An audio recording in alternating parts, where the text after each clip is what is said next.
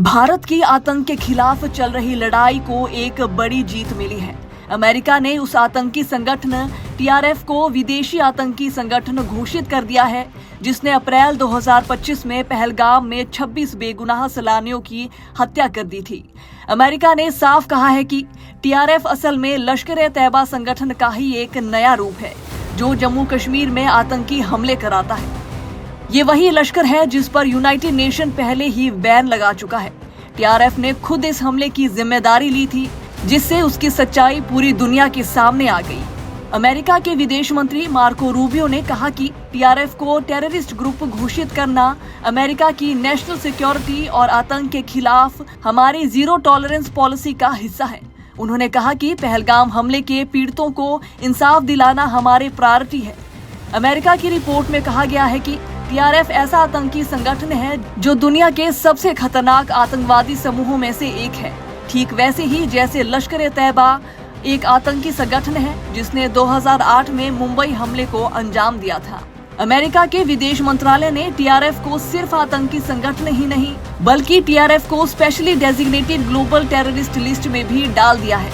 इसका मतलब ये है कि अब टीआरएफ से जुड़े लोगों की सभी इंटरनेशनल प्रॉपर्टी सीज होगी, उन पर ट्रैवल बैन लगेगा और किसी भी तरह की मदद देना इलीगल माना जाएगा। अब इस पर पूरी तरह से दुनिया में बैन रहेगा। इसके एसेट्स भी फ्रीज होंगे और इससे जुड़ी हर एक्टिविटी इलीगल मानी जाएगी। टीआरएफ ने पहले भी इंडियन आर्मी और सिक्योरिटी फोर्सेस पर कई हमलों की जिम्मेदारी ली है, जिसमें 2024 का बड़ा हमला भी शामिल है। भारत की आतंक के खिलाफ चल रही ग्लोबल मुहिम को इस फैसले से बड़ी सफलता मिली है।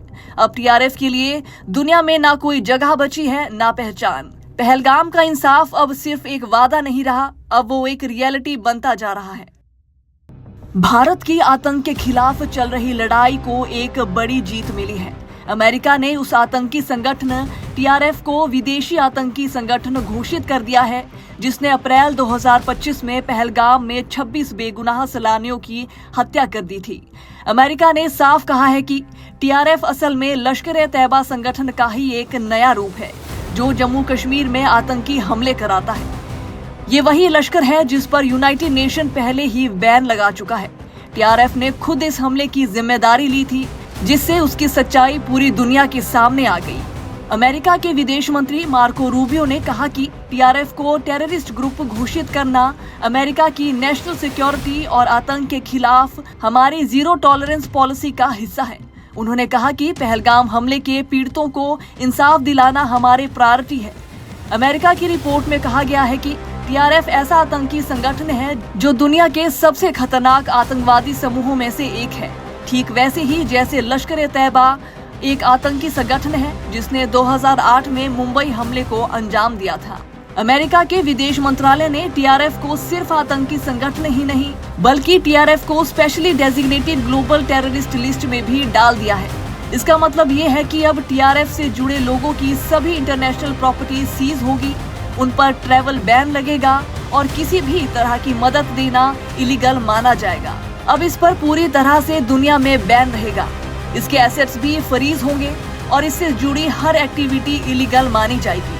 टीआरएफ ने पहले भी इंडियन आर्मी और सिक्योरिटी फोर्सेस पर कई हमलों की जिम्मेदारी ली है, जिसमें 2024 का बड़ा हमला भी शामिल है। भारत की आतंक के खिलाफ चल रही ग्लोबल मुहिम को इस फैसले से बड़ी सफलता मिली है।